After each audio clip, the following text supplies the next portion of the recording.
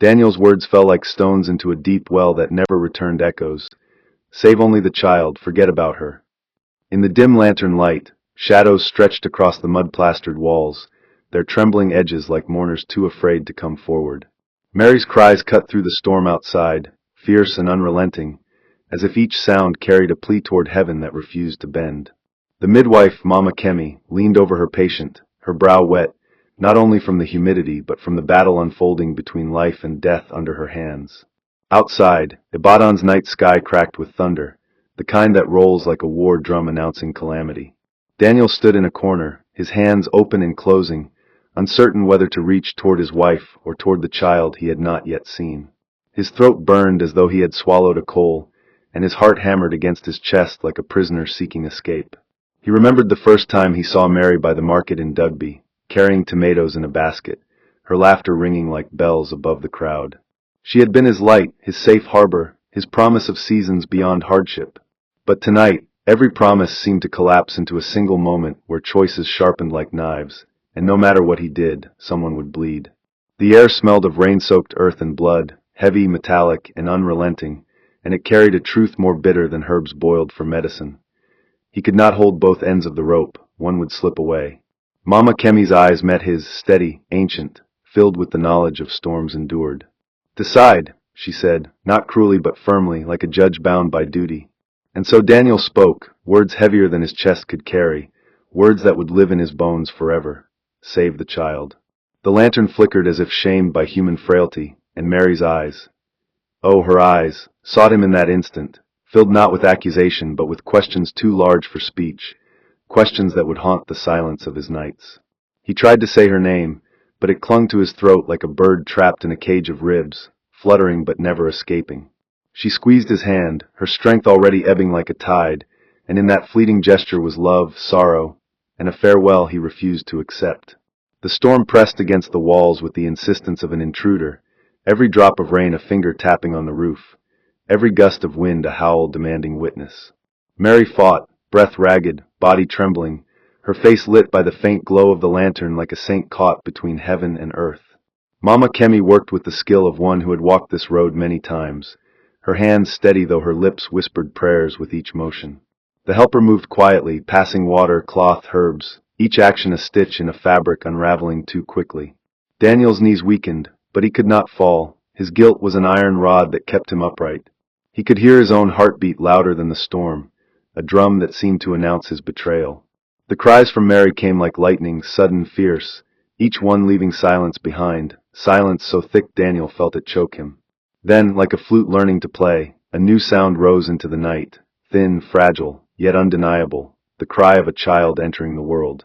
Mama Kemi lifted the baby to the light, her eyes reflecting both triumph and grief. The child was alive, a fist clenched tight, lungs filled with determination, voice cutting through sorrow like dawn through darkness. Daniel reached out, hesitated, then held the baby, the weight startling him, as though holding the world condensed into fragile flesh.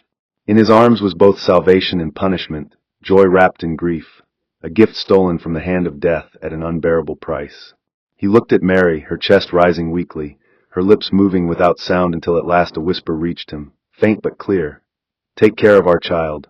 The word cut him deeper than any accusation, a bridge she built with her final strength, a reminder that love binds even as breath departs. He nodded furiously, tears spilling though he wished to hide them, as if agreement could rewrite fate. Then, as gently as a candle surrendering to wind, Mary's breath slipped away, leaving her face calm, the storm outside still raging but powerless now against the silence within. The night did not pause for their loss.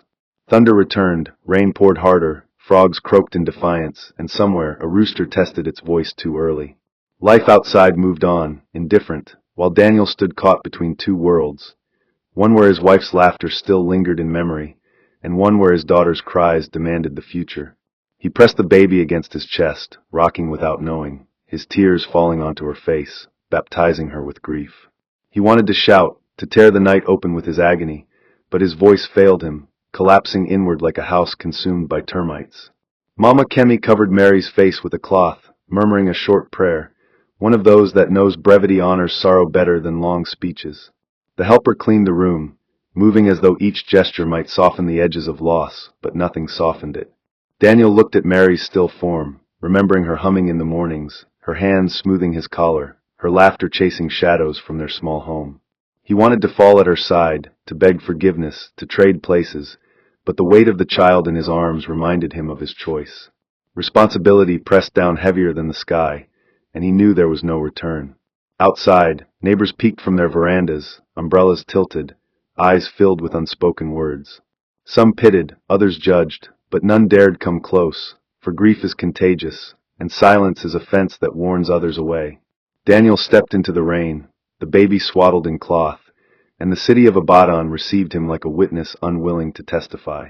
Roads gleamed like rivers, puddles swallowed footsteps, and lightning cracked above as though heaven stamped its approval or disdain.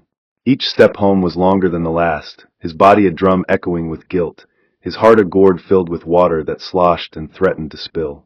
He did not look back, for behind him lay the grave of promises, and before him lay a child who knew nothing of choices made in her name. He walked, and the rain baptized them both, as if the sky itself sought to wash away what no man could cleanse. When he reached his compound, the gate groaned open, chickens scattering, dogs retreating into corners, the night heavy as palm oil poured slow. Inside his room, silence welcomed him like an old creditor, waiting patiently, without hurry, knowing the debt could not be denied.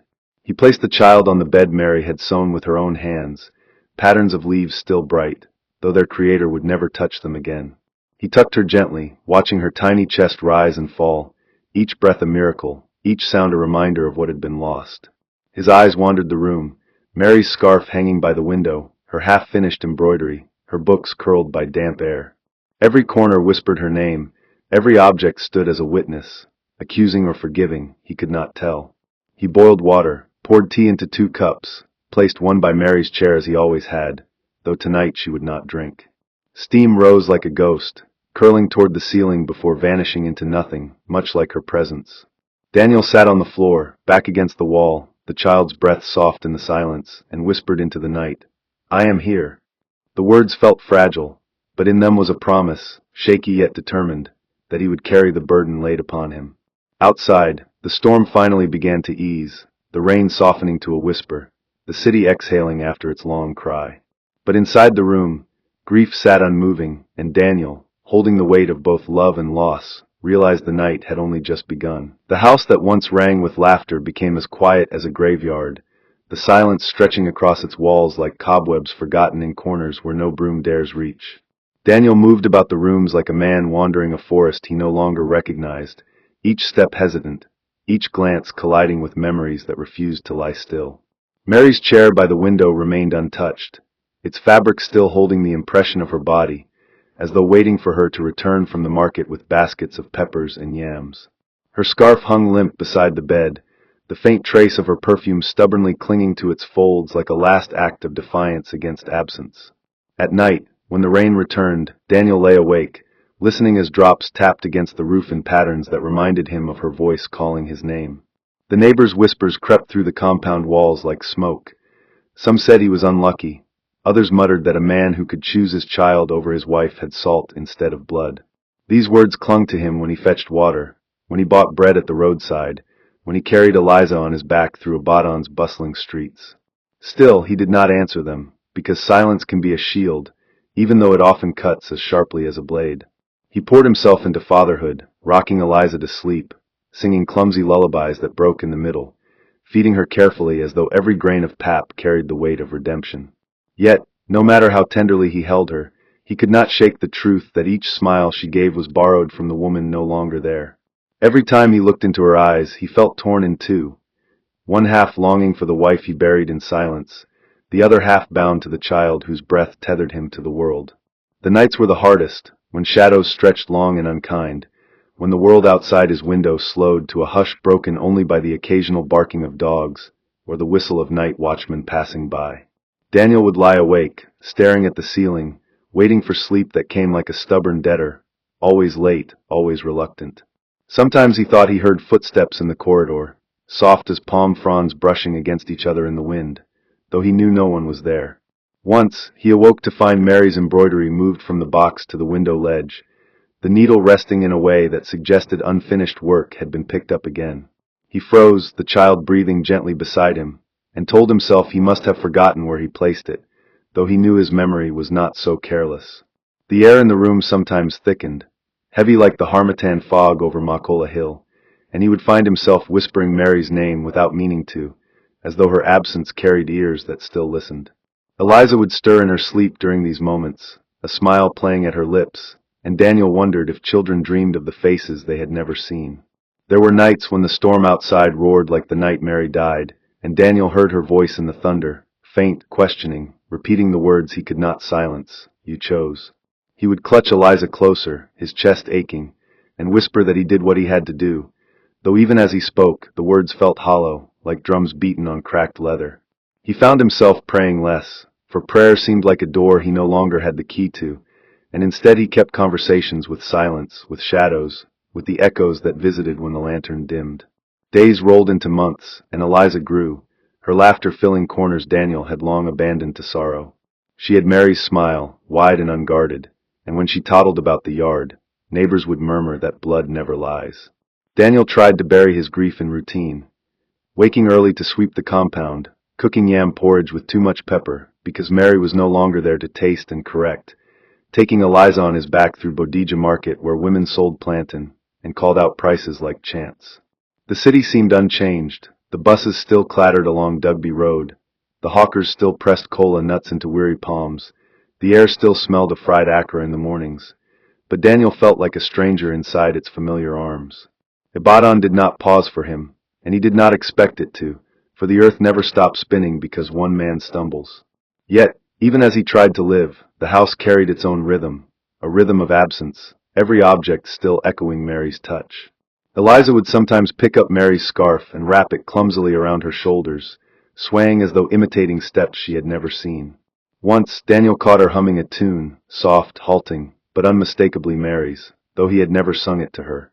He froze, the hairs on his arms rising, and asked gently where she learned it, but Eliza only laughed and said, "Mama taught me."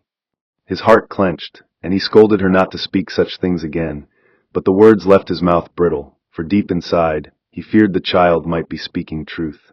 The whispers in the neighborhood grew as Eliza grew. Some neighbors claimed the child carried her mother's spirit in her, others muttered darker things, saying no child born in such a storm could escape shadows. Daniel pretended not to hear, but every word found its way into him, seeds planted in fertile ground of guilt.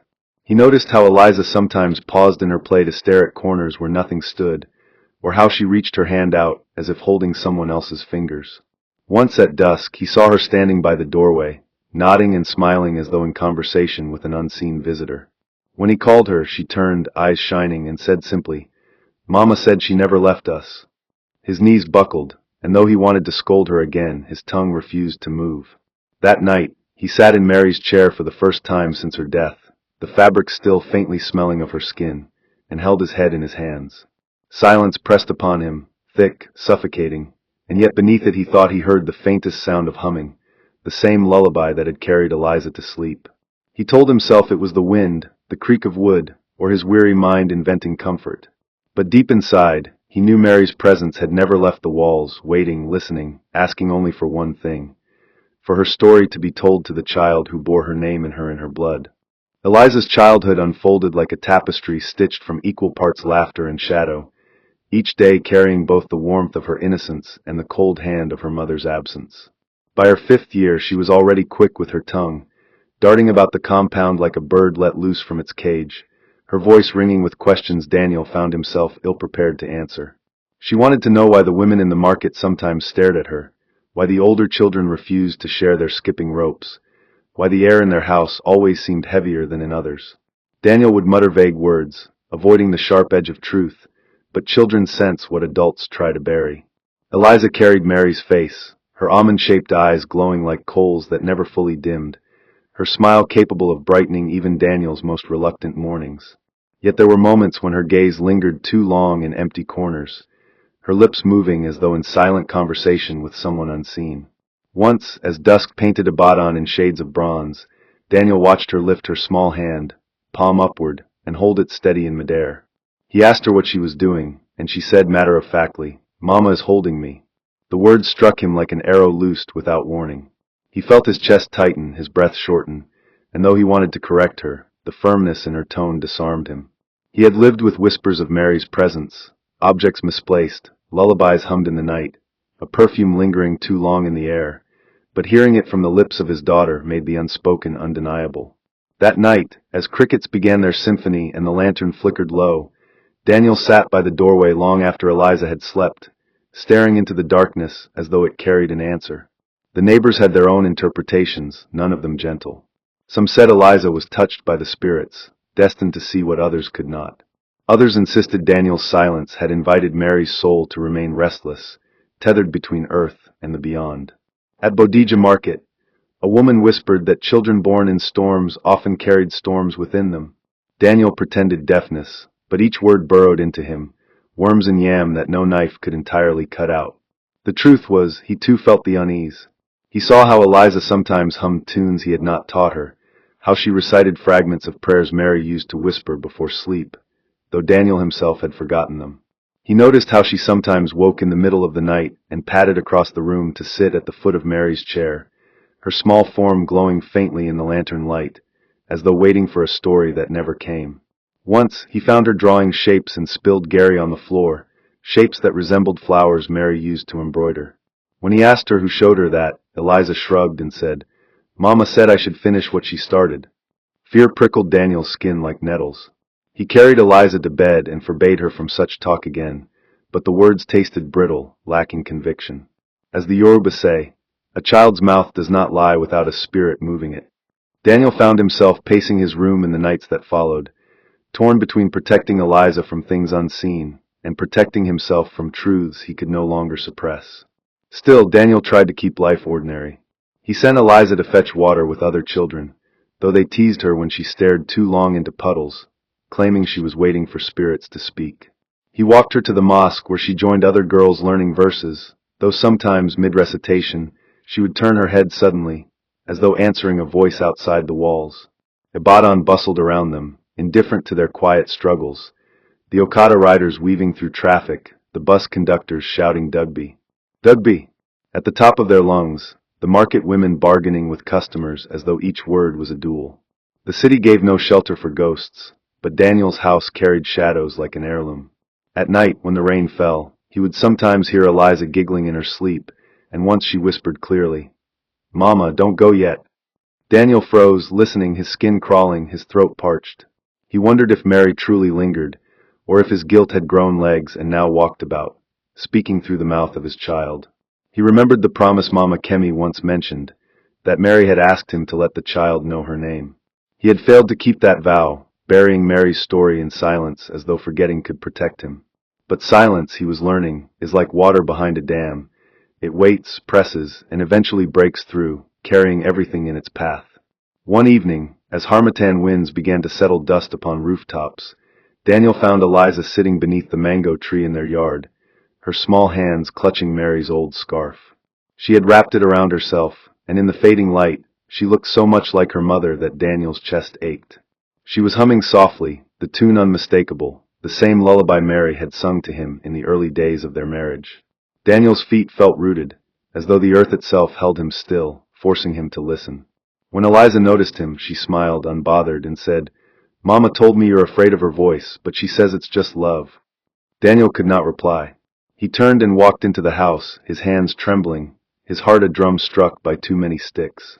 That night, he poured himself tea and stared at the empty chair, the steam curling upward like a spirit rising. He realized then that Mary was not haunting him in anger, she was waiting.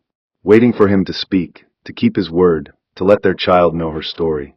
But Daniel's fear and pride bound his tongue, and he remained silent, convincing himself that silence was protection. Yet deep down he knew the truth. Silence was the very chain keeping Mary tethered, the shadow trailing Eliza, the weight pressing on his chest like unyielding stone. The harmattan season arrived like an old debtor, spreading its dust across Abaddon's roofs, stiffening the air, and painting every window with a thin film that no rag could entirely remove. The mornings grew sharp, air slicing through clothes like tiny blades, while evenings carried winds that whispered secrets in alleyways. It was during one such evening that Daniel noticed the first of many strange happenings he could no longer dismiss as imagination. Mary's embroidery, untouched for years, reappeared on the table by the window, though he had locked it in a wooden box beneath their bed. The fabric lay open, the threaded needle still hanging as though someone had paused mid-stitch, waiting to return. Daniel stood frozen, Eliza humming behind him, her small fingers tracing invisible shapes in the air. When he asked if she had touched it, she shook her head, eyes wide with the honesty children wear before the world teaches them to bend. Later that night, when Eliza slept, Daniel returned to the window, only to hear a faint tune drifting across the room, the very lullaby Mary once favored, soft as a mother's breath against a child's cheek. He sat rigid, heart thundering, yet beneath his fear was a stirring he could not name, as though a hand unseen tugged at his chest, urging him not to run but to listen. The room felt fuller, not hostile but patient, waiting. And though Daniel wanted to speak, to ask what it meant, his tongue was locked by years of silence, stiff as iron left in rain. He blew out the lantern, lay down beside Eliza, but his ears refused to sleep. The tune followed him, threading itself through his dreams until he awoke drenched in sweat, the night air thick with something he dared not define. The next morning he carried Eliza to Mama Kemi's house, desperate for answers, though pride made him mask it as a casual visit. The old midwife's compound smelled of ground herbs, smoke curling from a clay stove, chickens scratching in the dust. She looked at him long before he spoke, her eyes heavy with knowledge, as though she had been expecting him. Over kola nut and bitter tea, he finally asked about the night Mary died, words spilling like water breaking a gourd after years of careful storage. Mama Kemi sighed, her voice deep as an elder's drum. "That night," she said, "your wife asked one thing of me. She whispered, with her last breath, that you must tell the child who she is. She begged me to make sure her daughter would know her story, her face, her love. But I see you have kept her name locked like treasure buried where no hand can reach." Daniel stiffened, guilt washing over him like hot palm oil. He wanted to protest, to say he had been protecting Eliza, but the words tasted like ash before they left his mouth. The old woman leaned closer. "The dead do not linger without reason. When promises are broken, their spirits wander. What you see, what your child sees, is not punishment. It is waiting." Her words sank into him, deep and heavy, pressing against his ribs until he could hardly breathe. He carried Eliza home in silence, her laughter bouncing against his ears like bells he could not silence. At night he stared at Mary's embroidery again, the unfinished flowers glowing faintly in lantern light, and felt the truth knotting itself inside him. He was the tether. He was the reason her voice still hummed, her presence still lingered.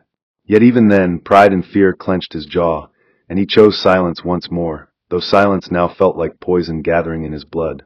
Days turned into weeks, and the house thickened with the weight of the unsaid. The lullabies grew clearer, the embroidery shifted more often, and Mary's comb appeared on Daniel's bedside though he had buried it in a chest outside the house.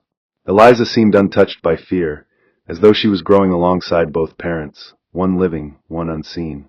She played with her rag doll in the corner, humming with that same uncanny tune, and sometimes she laughed at jokes only she could hear. Daniel's chest burned each time he watched, torn between awe and dread. Once, during a power outage that cast the entire street into darkness, he lit a single candle and found Eliza sitting cross-legged before Mary's chair.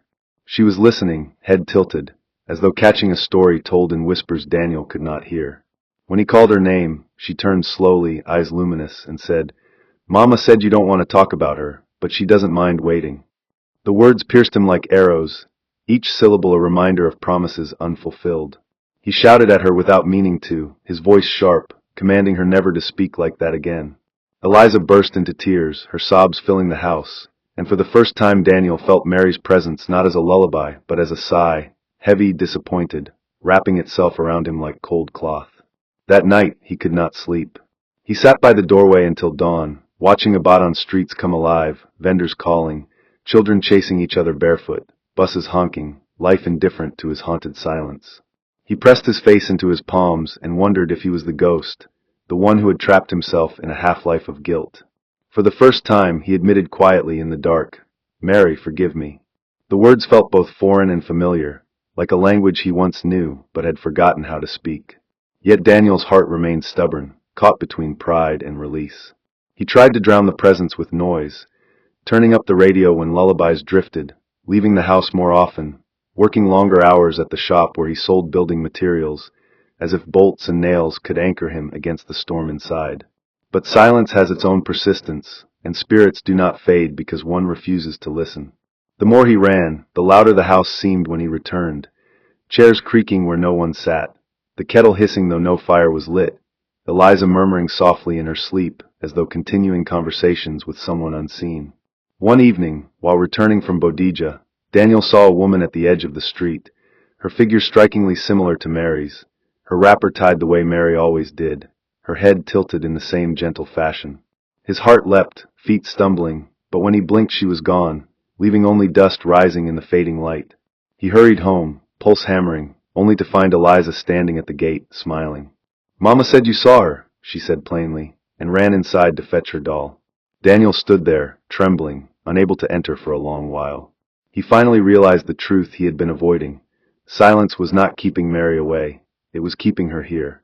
She was waiting, endlessly patient, for him to keep a promise. And until he did, the unfinished song would echo in his walls, his child's laughter carrying a melody that belonged to both life and the beyond. He sank onto the steps of his house, staring into the Abadan night, the city lights blinking like tired eyes, and whispered the words that tasted like confession.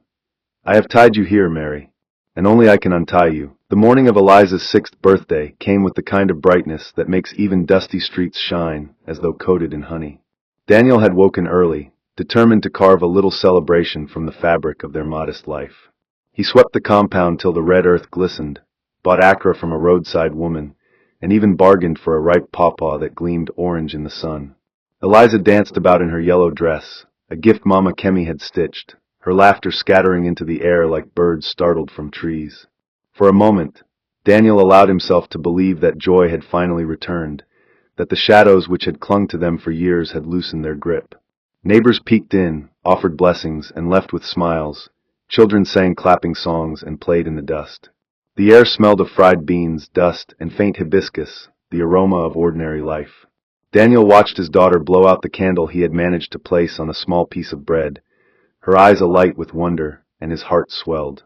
But joy is sometimes a guest with slippery feet, and by evening, the brightness of morning began to unravel.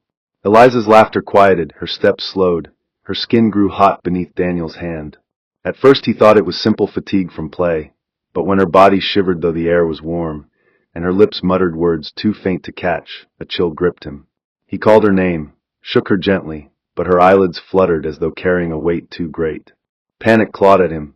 He ran through the compound seeking herbs, called on neighbors for advice, boiled ginger and pepper soup, anything to chase the fever away. Yet the fire in her skin refused to dim, burning steady, merciless, like dry season sun. That night, Ibadan streets rang with distant drumming, but inside Daniel's house silence pressed harder than ever before, broken only by the sound of Eliza's shallow breaths and Daniel's frantic prayers. The fever worsened with a cruelty that mocked every remedy Daniel attempted. He sent for a doctor, who came in hurried footsteps, carrying his worn bag of medicines and instruments. The doctor checked Eliza's pulse, frowned, and prescribed powders and liquids that Daniel fed her with trembling hands. Still, the child's breathing grew heavier, her small chest rising and falling as though lifting stones with each attempt. Sweat soaked her dress, her hair plastered to her forehead, while her tiny fingers gripped the sheet in spasms of effort. Daniel sat by her side, whispering her name again and again, as though repetition could tie her spirit to the earth. He felt powerless, a soldier stripped of weapons in the heat of battle, left to watch his only treasure slip through his fingers. As the night deepened, thunder gathered over the city, lightning briefly etching rooftops in white fire, and Daniel was thrown backward into the memory of the storm that had taken Mary. The same battle was repeating, but this time no midwife offered choices, no voice asked him to decide. The decision was already upon him, silent and brutal, to speak or to lose. His heart pounded as he bent close, whispering promises to Eliza, promises of markets, mangoes, and songs he barely remembered. But she did not stir. In desperation he fell to his knees beside her bed, clasping his hands not in ritual prayer but in raw pleading, his forehead pressed against the mat. He did not know if he spoke to God, to Mary, or to the silence itself, but his words poured out in broken rivers. "Do not take her, please, do not take her. Mary, if you are here, help me. I cannot lose her too. Take me if you must, but let her stay." His voice cracked like dry wood, and when it faded, the only sound was the storm outside, drumming relentless as though echoing his torment. Exhaustion finally forced him into restless sleep, his body slumped against the bed. But in dreams, the storm followed. He found himself standing in a vast field where the sky churned with dark clouds, and in the distance Mary approached. She looked as she had in life, her wrapper tied firmly, her head high, her eyes carrying both tenderness and sorrow. Daniel tried to run to her, but his feet sank in soil as though the earth itself resisted him. When she reached him, she did not scold or accuse. Instead, she placed her hand on his chest, light as feather yet heavy with meaning, and said, "You saved her body, Daniel, but you have not saved her soul. A child cannot grow only on bread and shelter. She must know the one who gave her life. You hid me from her, buried my name, and left her wandering in silence. That silence is a sickness heavier than fever." Her words struck him deeper than any thunderclap. He tried to speak, to apologize, to explain his fear, but his voice faltered, weak as smoke in the wind. Mary looked beyond him toward Eliza, who lay on the ground in the dream, pale and fragile, her hand reaching upward. "She calls for me, Daniel, but I cannot answer unless you allow it. My song is unfinished because your tongue is tied. If you wish her to live, free her. Speak. Tell her who I am. Only then will her spirit find rest." Tears blurred his sight, hot rivers carving paths down his face. He grasped at Mary's hand, begging her not to leave, but she stepped back, her figure fading like mist when the sun rises. "You must finish the song," she said, and then the storm swallowed her, leaving Daniel kneeling in the field alone, the silence louder than drums. He woke with a start, his face wet with tears, the storm outside still raging but Eliza's fever unchanged. Her lips moved faintly, whispering words he could not catch, her small body shivering under the cloth. Daniel's heart broke open. He sat beside her and, for the first time, allowed himself to speak the truth he had buried. His voice trembled, but the words poured out like long-locked water finally bursting a dam. He told her about Mary, the laughter that once filled their home, the way she sang while sweeping the yard, the gentleness in her hands when she cooked, the courage in her eyes the night Eliza was born. He told her that her mother's last words were of love, that she wanted Eliza to know she had been awaited with joy. As he spoke, Eliza's breathing softened, her fevered face easing into calm as though each word was a cool cloth laid upon her brow. He held her hand, whispering, "She loved you, Eliza. She still loves you. She never left us." The lantern beside him flickered once, then steadied, its flame suddenly clear, tall, unshaken by the draft that had plagued it all evening. Daniel felt the air lighten, as though the house had exhaled after years of holding its breath. And as dawn pushed timid fingers across the horizon, the fever broke. Eliza sighed deeply, her small chest rising with strength, her skin no longer burning but warm with life. Daniel wept openly, clutching her hand, knowing the choice had returned, and this time he had chosen rightly. Not silence, not fear, but truth. And in that truth, he felt Mary's presence not as a haunting, but as a blessing, a gentle voice woven into the morning air. "Now you have set me free." The morning after the fever broke carried a stillness unlike any Daniel had felt in years. The air was gentle, the kind that wraps itself around you like a shawl instead of pressing like a weight. Sunlight filtered through the half-open shutters, painting slow golden shapes across the floor, touching Mary's chair, her scarf, the embroidery still lying unfinished. For the first time, Daniel did not look at these things with dread. Instead, he saw them as remnants of love, footprints left to remind him that absence need not be hollow. Eliza stirred, her small body no longer aflame, her eyelids fluttering open with a calm that seemed borrowed from dawn itself. She blinked at her father, then smiled faintly. "Mama sang to me last night," she whispered, her voice thin but certain, "and she said she was waiting for you to tell me." Daniel's chest tightened, but the pain was no longer the sharp stab of guilt. It was the ache of release, the stretching of a heart long bound by chains now falling loose. He brushed her hair back with trembling fingers, kissed her forehead, and for the first time since Mary's passing, he felt that his home belonged not to shadows but to the living. He moved through the house with new eyes, touching objects once avoided, the scarf which smelled faintly of hibiscus, the embroidery thread stiff from years of waiting, the comb, smooth with use. These were no longer reminders of punishment but symbols of memory, threads that connected him to a love that death had failed to erase. As the Yoruba say, the river does not forget its source. In the days that followed, Daniel allowed Mary's name to breathe again within their walls. He told Eliza stories by lamplight, weaving Mary into every tale.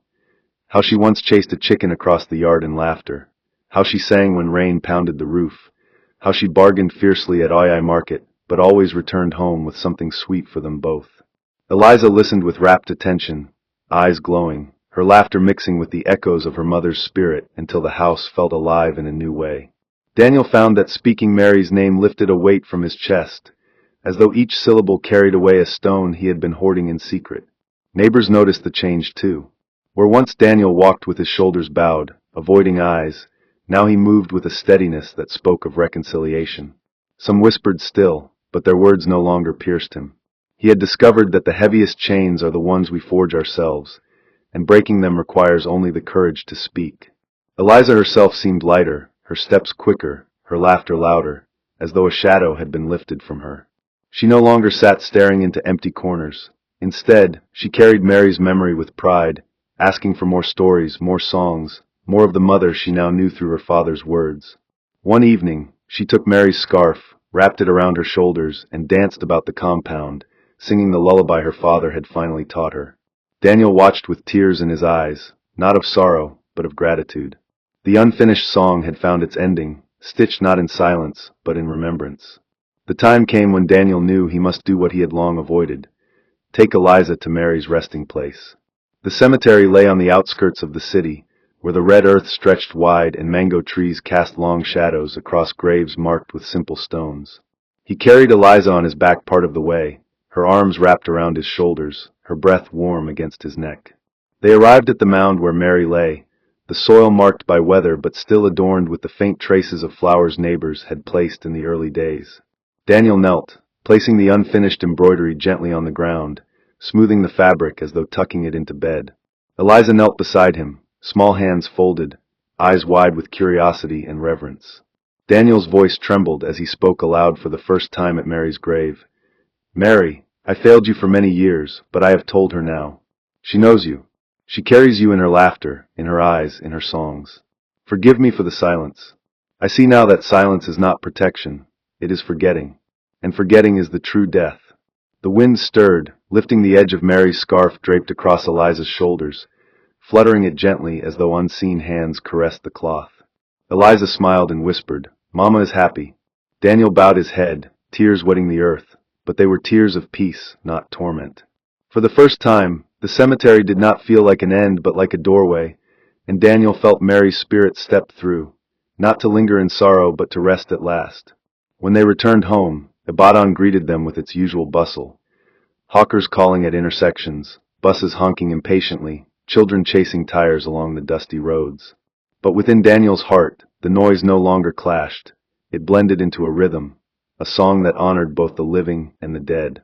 He and Eliza sat together under the mango tree that evening, sharing roasted maize, watching the sky shift into purples and oranges as the sun bowed out. Eliza leaned against him, scarf still wrapped around her shoulders, and asked him to sing again the lullaby her mother loved. His voice was unsteady, but Eliza joined, her small notes weaving through his until the air shimmered with something more than sound, something like healing. The house that night felt light, as though walls themselves had exhaled, and the lantern burned steady without flicker. Daniel lay down beside his daughter, no longer haunted by Mary's silence, but comforted by her memory, secure in the knowledge that love endures beyond storms, beyond choices, beyond graves. As sleep claimed him, he thought of the river proverb again, how the water never forgets its source, and he realized that stories are the same. Told or untold, they live. But when spoken, they heal. And so the story that began with a choice of loss ended with a choice of remembrance, and in that choice, Daniel finally found peace. You see how silence nearly destroyed this family? Love should not be buried, and memories of those we lose should not be locked away in fear. When we speak their names, we keep their light alive. Hiding pain does not protect the ones we love. It only passes the burden to innocent hearts. So never let silence choke truth. Speak, share, remember, and heal. May your home never know sorrow that swallows joy. May your children bring you laughter, not tears. May your choices in times of trial lead to peace, and not regret. May every unfinished song in your life be completed with gladness. And may the love of those you cherish never fade, but remain as light to guide your path. If you believe this, let me hear you say a big amen. Hope you enjoyed this interesting story. Please don't forget to like, share, and subscribe to our YouTube channel. Turn on post notifications. See you on our next story.